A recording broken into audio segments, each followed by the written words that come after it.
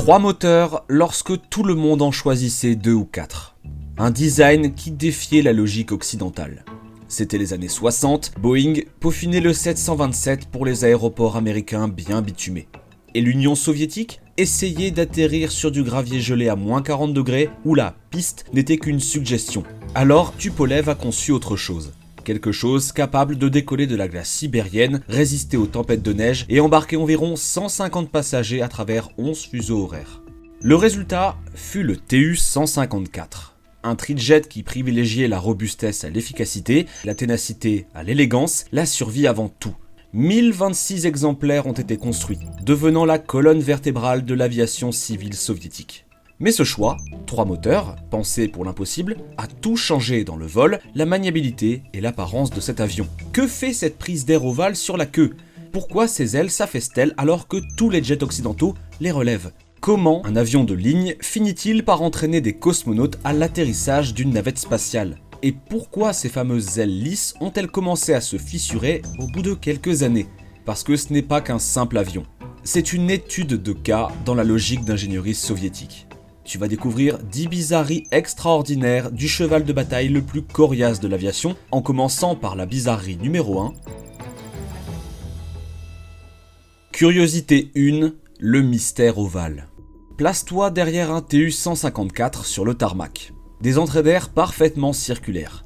Classique, attendu. Celui du milieu, étiré en ovale, comme si quelqu'un l'avait attrapé et tiré. Ce n'est pas un défaut de fabrication. C'est la solution à un problème fondamental des moteurs montés à l'arrière. Ce moteur central est alimenté par une conduite en forme de S serpentant dans le fuselage. L'air effectue un virage serré avant d'atteindre le compresseur. Le Boeing 727 avait la même config et parfois il subissait des à-coups moteurs lors de manœuvres brusques. Le compresseur s'étouffait avec le flux d'air perturbé. Boeing a ajouté des générateurs de vortex pour lisser le flux. Tupolev a pris une autre voie. Une prise d'air ovale sur les premiers modèles de Tu-154 optimise la capture de l'air selon la géométrie du conduit. Cette forme étirée aide à gérer la déformation du flux autour de ce virage critique, contribuant à maintenir une performance moteur stable même en manœuvre hardcore. La physique se fiche de l'esthétique. Le compromis, ça fait déséquilibrer. Mais ça fonctionnait parfaitement, gardant ce moteur central alimenté avec un flux d'air lisse, même dans des conditions qui auraient mis à mal une géométrie parfaitement circulaire. Si l'entrée d'air du moteur paraît étrange, les ailes, elles, défient tout ce que tu connais sur le design d'avion. Particularité 2, les ailes inversées. Placez-vous devant n'importe quel Boeing ou Airbus. Les ailes s'inclinent vers le haut en un doux sourire. Dièdre positif. Stabilité basique, cours d'aviation 101. Le Tu-154, ses ailes tombent vers le bas. C'est un dièdre négatif. Les concepteurs occidentaux l'évitaient, voyant dans un dièdre négatif excessif un signe d'instabilité. Les ingénieurs soviétiques l'adoptaient délibérément, en connaissant parfaitement les conséquences aérodynamiques. Voici pourquoi ça tient la route. Ces ailes sont en flèche vers l'arrière. Une flèche agressive crée une grande stabilité en roulis. En fait, trop. Ajoutez un dièdre positif par-dessus cette flèche, vous obtenez un avion lent qui lutte dans chaque virage, pataugeant dans ses manœuvres. Le dièdre négatif annule cette stabilité excessive. Il rend le Tu-154 réactif, agile, prêt à couper les virages plutôt que de les subir. Les pilotes soviétiques, manœuvrant durement sur les aéroports sibériens, avaient besoin de cette agilité. Avantage bonus, le dièdre négatif réduit naturellement le roulis hollandais, ce couplage de lacets et roulis inconfortable qui donne la nausée aux passagers et fatigue les pilotes. Les pilotes occidentaux parlaient d'une stabilité douteuse. Les pilotes soviétiques parlaient d'un pilotage précis. Regardez un Tu-154 penché dans un virage. Ses ailes tombantes lui donnent une attitude agile, le nez vers le bas. Il ne flotte pas dans les virages, il les tranche avec autorité. Mais ses ailes révolutionnaires cachaient un défaut crucial. Particularité 3, trop beau pour être vrai. Les premiers passagers du Tu-154 ne tarissaient pas d'éloges sur le confort du vol. Les turbulences, à peine remarquées. Doux, confortable, comme flotter dans les airs. Mieux que le 727, mieux que le Trident, le jet le plus souple de l'aviation soviétique. Puis les ailes ont commencé à se fissurer. Les ingénieurs soviétiques avaient conçu ces ailes pour qu'elles fléchissent, absorbant les secousses au lieu de les transmettre à la cabine. Ils ont utilisé des alliages d'aluminium avancés, intégré les dernières recherches aérodynamiques et tout testé rigoureusement en soufflerie. Ça fonctionnait parfaitement, durant 3 à 4 ans de service. Puis la fatigue du métal est apparue. L'aluminium high-tech n'avait pas été assez testé en conditions réelles. Trop flexible, des contraintes trop complexes, les conditions sévères d'exploitation soviétique plus pénalisantes que prévues. Au milieu des années 70, des dizaines d'appareils de première série ont dû subir des renforcements majeurs, voire un remplacement complet des ailes.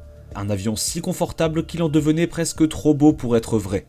Le Tu-154B a reçu des ailes renforcées, plus solides, moins flexibles, plus prudentes. Les passagers l'ont senti tout de suite. Un vol plus sec, plus de turbulences ressenties en cabine.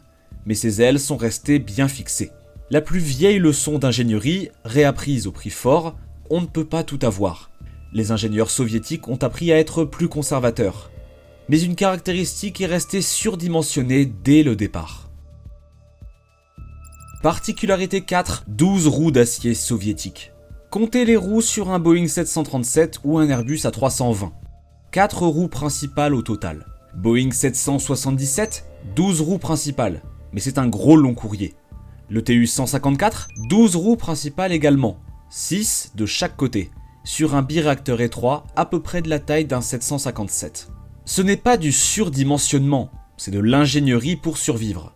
L'Union soviétique s'étendait sur la toundra, le pergélisol, et des pistes en gravier ou aéroports rimaient avec optimisme. Le Tu-154 devait pouvoir voler là où les avions occidentaux n'auraient même pas rêvé d'atterrir. Ces 6 roues massives répartissaient le poids sur une surface de contact énorme. Des pneus à basse pression, gros, souples, indulgents. Ensemble, ils réduisaient la pression au sol juste assez pour les pistes non goudronnées, les terrains mous et les surfaces qui auraient avalé les trains d'atterrissage classiques. Mais 12 roues ne rentrent pas dans un fuselage étroit. Du coup, Tupolev a construit ces fameux caissons avachis sous les ailes. Ces caissons ne servaient pas qu'à loger les roues. Des amortisseurs à longue course capables d'encaisser les chocs des pistes rugueuses. Du redondant intégré. Tu perds un pneu, t'en as encore 11. Des accès pour inspection sans avoir besoin de cric. Comme un train d'un bombardier, parce qu'il pouvait vraiment tout encaisser. Le défaut ? Un énorme frein aérodynamique. Ces caissons réduisaient la consommation, ajoutaient du poids, complexifiaient la maintenance. Mais l'efficacité n'était pas le but premier. C'était d'atteindre les avant-postes reculés de Sibérie, relier des villes avec un minimum d'infrastructures. Et ces 12 roues ont justement permis ça. Plus de 1026 Tu-154 ont transporté des millions de passagers chaque année. Sûrement plus que n'importe quel avion soviétique dans l'histoire. Mais alors que le train d'atterrissage était surdimensionné, un élément du cockpit, lui, était clairement sous-dimensionné. Curiosité numéro 5, le navigateur à l'étroit. Le Tu-154 était conçu pour 3 membres d'équipage, le capitaine, le copilote, le mécanicien de bord. Design épuré, disposition logique, tout avait du sens. Puis quelqu'un s'est rappelé que la réglementation soviétique exigeait un navigateur. Pas vraiment conseillé, obligatoire par la loi. Ils ont donc entassé un 4e siège dans un cockpit prévu pour 3. Le poste du navigateur est devenu le plus compromis de l'aviation soviétique. Serré derrière les pilotes où il n'avait pas sa place, avec un espace bricolé où il n'y avait presque pas de place pour les cartes, les instruments ni le confort minimum. Les premiers concepts prévoyaient un nez vitré pour la navigation visuelle, hérité des bombardiers. Les modèles de production sont passés à un nez radar pour mieux affronter la météo. Mais abandonner le navigateur ? Impossible, les règles étaient gravées dans le béton. Alors il restait là, à gérer cartes et calculs de dérive dans un avion dont le système de navigation inertielle aurait dû le rendre superflu. Le mécanicien de bord derrière et sur la droite surveillant les systèmes. Le navigateur entassé ailleurs, à se battre pour avoir un peu d'espace. 4 personnes pour faire le boulot de 3 dans un endroit fait pour 3. Dans la version Tu-154M des années 80, le GPS amélioré a enfin permis de supprimer le navigateur sur les trajets simples. Mais durant 20 ans, 4 personnes ont bossé dans un espace pour 3. L'aviation soviétique mettait la mission avant le confort de l'équipage. Le siège du navigateur en était la preuve quotidienne. Et en parlant de résoudre les problèmes de façon peu orthodoxe, regarde cette queue. Particularité 6, la bille au sommet. Vous voyez cette pointe qui dépasse vers l'avant au sommet du stabilisateur vertical ? Elle résout les problèmes aérodynamiques du T-tail. Lorsque l'empennage horizontal est monté très haut sur la dérive verticale, les champs de pression interfèrent. Des zones de basse pression se rejoignent à la jonction, causant séparation du flux, vibration et formation d'ondes de choc à haute vitesse. Ce carénage en forme de balle brise cette interférence. Moins de vibrations, flux d'air plus fluide, meilleur contrôle. Le 727 avait trouvé une autre solution. Le Trident utilisait un carénage triangulaire. Chaque constructeur a sa propre réponse au même problème physique. Mais là où ça devient intéressant, c'est que cette pointe a évolué selon les variantes, s'adaptant efficacement aux besoins changeants. Le TU-154 original, une pointe fine avec une petite antenne HF. TU-154A, une grosse balle logeant plus d'équipements radio. TU-154M, encore plus grosse, pleine d'avionique supplémentaire. On pouvait reconnaître instantanément une variante de TU-154 rien qu'à la forme de cette pointe à l'arrière. Ce qui avait commencé comme un correctif aérodynamique est devenu un espace précieux pour installer du matériel, résoudre un problème, créer de nouvelles capacités, ne rien gaspiller. Et ces capacités ont donné naissance à des fonctions que jamais un avion occidental n'a envisagées. Caractéristique 7, conçue pour l'hiver. La plupart des compagnies aériennes s'inquiètent de l'espace dans les coffres à bagages. Aeroflot, elle, pensait à la survie des passagers. Le TU-154 avait une particularité qu'aucun avion occidental n'offrait, une conversion express en vestiaire à manteau. Les rangées de sièges arrière sur des rails au sol à décrochage rapide. Les équipes au sol pouvaient retirer des rangées entières en quelques heures et installer à la place d'immenses penderies. C'était la configuration hiver, pas une option luxe, un équipement essentiel. Lorsque la température descend à moins 40 degrés et que les passagers montent à bord avec des manteaux de fourrure de 20 kg, les coffres habituels deviennent inutiles. Ces manteaux de survie n'entrent pas dans un rangement normal. Tupolev a donc prévu cette flexibilité dès le départ dans la conception de la cellule. Retirer des sièges, mettre en place les penderies en hiver, remettre tous les sièges au printemps. Les rails au sol rendaient cette transformation possible en une seule rotation. Un peu comme les modifications hivernales du turbopropulseur AN-24, mais unique parmi les jets. Les observateurs occidentaux trouvaient ça étrange. Pour les opérateurs soviétiques, c'était indispensable. Essayer de voler de Norilsk à Yakoutsk en janvier sans espace dédié aux manteaux de survie. Essayer d'embarquer des passagers en Sibérie qui laisseraient leur équipement de survie à la maison. Cela révèle une chose fondamentale dans la philosophie de conception du TU-154. Ce n'était pas un avion optimisé pour le coût par siège-kilomètre. Il était conçu pour la réalité opérationnelle soviétique. Conditions extrêmes, passagers avec équipement de survie, itinéraire où le manteau n'était pas un accessoire de mode, c'était un équipement de survie. Cette penderie n'était pas une bizarrerie, c'était du matériel de mission. Et la mission la plus inattendue, la formation pour l'espace. Particularité 8, le secret de la navette spatiale. Le TU-154 formait les cosmonautes à l'atterrissage de la navette spatiale Buran. Un triréacteur soviétique est devenu l'appareil principal pour entraîner un vaisseau à rentrer dans l'atmosphère terrestre à 28 000 km/h. Ça paraît fou jusqu'à ce qu'on comprenne le problème. Buran demandait un angle de descente super raide, bien plus qu'un avion classique. La navette tombait presque comme une brique avec des ailes, nécessitant un contrôle précis durant une approche ultra agressive. Le ratio poussée-poids élevé du TU-154 pouvait reproduire cet angle de piqué. 7 TU-154LL modifiés sont devenus des labos volants, enchaînant plus de 140 profils d'approche Buran. La cabine a été aménagée avec des postes pour les stagiaires. L'un d'eux imitait à la perfection le cockpit de Buran. Mais le plus incroyable, c'est qu'après leur mission dans l'espace, les cosmonautes prenaient direct un TU-154 pour vérifier si la pesanteur prolongée avait altéré leur capacité à piloter. Igor Volk est allé à la station spatiale Salyut 7 en juillet 1984. Dès son retour sur Terre, encore en train de s'adapter à la gravité, il s'est installé dans un TU-154 pour refaire un profil d'approche Buran. Cette expérience Volk a prouvé que les cosmonautes pouvaient gérer des descentes raides juste après l'espace. Des infos cruciales pour de futures missions habitées de Buran. Ces missions n'ont jamais eu lieu. Buran a volé une fois, 100 personnes à bord, en novembre 1988. Parfaitement. Il s'est posé tout seul, même avec du vent latéral. Lorsque les équipages ont été prêts pour des vols habités, l'Union soviétique s'est effondrée. Le financement a disparu. Le programme est mort. Mais, durant un court moment, le TU-154 était l'avion spatial le plus important dont personne hors URSS ne soupçonnait l'existence. Et cette capacité de perf agressive n'a pas juste servi les cosmonautes, elle a tout changé dans l'expérience passager. Particularité numéro 9, l'expérience du jet de chasse. Les passagers décrivent le Tu-154 avec la même image, un avion de chasse déguisé en avion de ligne. Les performances parlent d'elles-mêmes. Vitesse de croisière typique, environ 530 miles par heure, ce qui est comparable au 727.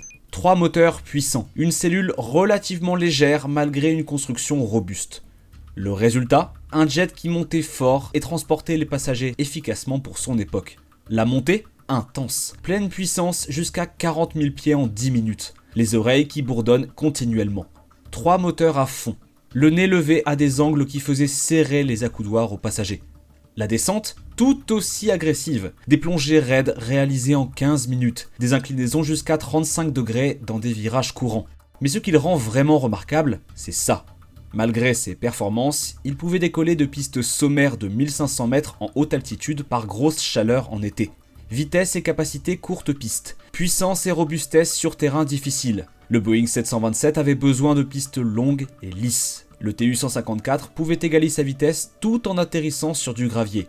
Rapide, puissant, un transport sans fioritures. Ce rapport poussée-poids élevé n'était pas juste pour les petites pistes ou l'entraînement des navettes spatiales. Il définissait toute l'expérience de vol. Le Tu-154 ne s'excusait pas d'être une machine de performance.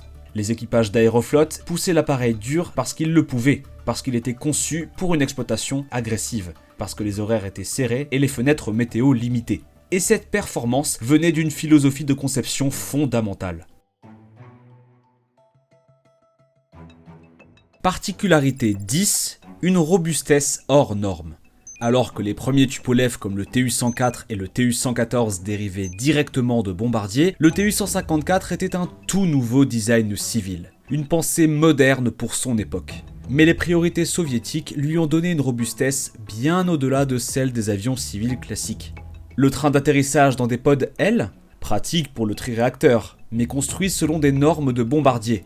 La queue en T permettait une aérodynamique propre des ailes tout en protégeant les moteurs des débris. Commande de vol surdimensionnée, pensée pour opérer dans des conditions extrêmes. Cette construction offrait des capacités rarement exigées par les avions civils. Triple redondance hydraulique, vraie capacité de voler sur un seul moteur avec des performances efficaces. Structure de fuselage surdimensionnée pour des environnements qui cloueraient au sol les avions occidentaux. Le Tu-154 pouvait survivre à des urgences qui auraient mis en difficulté des designs occidentaux pourtant présentés comme plus avancés. On raconte des atterrissages avec des dégâts sévères, collisions avec des oiseaux qui auraient immobilisé d'autres jets, panne devenue mythique. Son taux d'accident était comparable à ses contemporains malgré des conditions d'exploitation plus rudes, même si les incidents médiatisés soulignaient les limites des technologies anciennes. Ce n'est pas de la chance, c'est la philosophie d'ingénierie soviétique. Mais ça a eu un coût énorme. Poids, complexité, cauchemar pour la maintenance, plus difficile à exploiter économiquement. Presque impossible à moderniser sans exploser les coûts. Au début des années 2000, le prix du carburant et les normes sonores ont mis fin à la viabilité commerciale du Tu-154. Trop glouton, trop bruyant, trop soviétique pour le monde moderne. Le dernier vol commercial russe a décollé le 28 octobre 2020.